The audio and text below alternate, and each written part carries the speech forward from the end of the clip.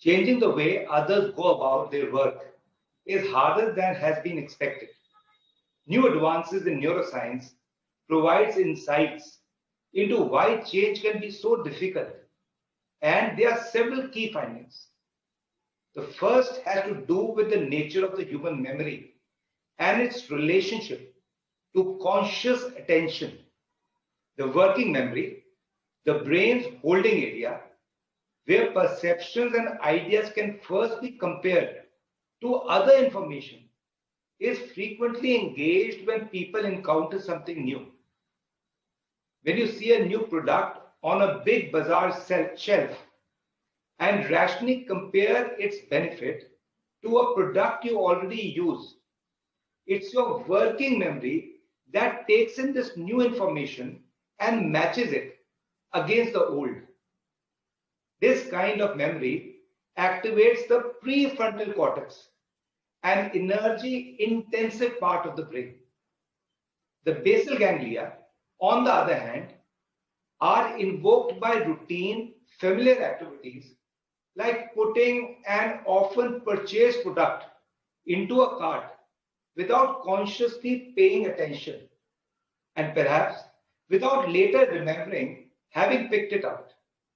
This part of the brain, located near the core, is where neural circuits of long standing habits are formed and held. It requires much less energy to function than working memory does, in part because it seamlessly links similar behaviors from brain modules that have already been shaped by extensive training and experience. The basal ganglia can function exceedingly well without conscious thought in any routine activity. In contrast, working memory fatigues very easily and can hold only a limited amount of information online at any one time. Therefore, any activity conducted repeatedly to the point of becoming a habit will tend to get pushed into the basal ganglia. That is the habit center part of the brain. This frees up the processing resources of the prefrontal cortex. After just a few months of learning to drive a car, people can typically drive without thinking. If they then try to drive on the other side of the road, say in another country, the act of driving suddenly becomes much more difficult. The prefrontal cortex must now be used to keep track of the action. Many travelers never want to undergo this experience.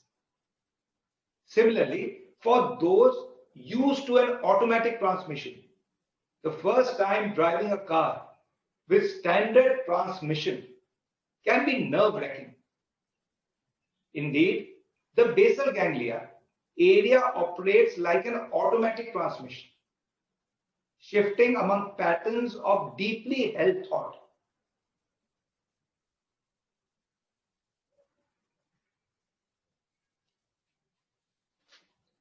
The same cognitive dynamics come into play when people face other types of stressful experiences, including any organizational change. Much of what managers do in the workplace, how they sell ideas, run meetings, manage others, and communicate is so well routinized that the basal ganglia are running the show. Trying to change any hardwired habit requires a lot of effort in the form of attention. This often leads to a feeling that many people feel uncomfortable with. So they do what they can try to do best, that is avoid change.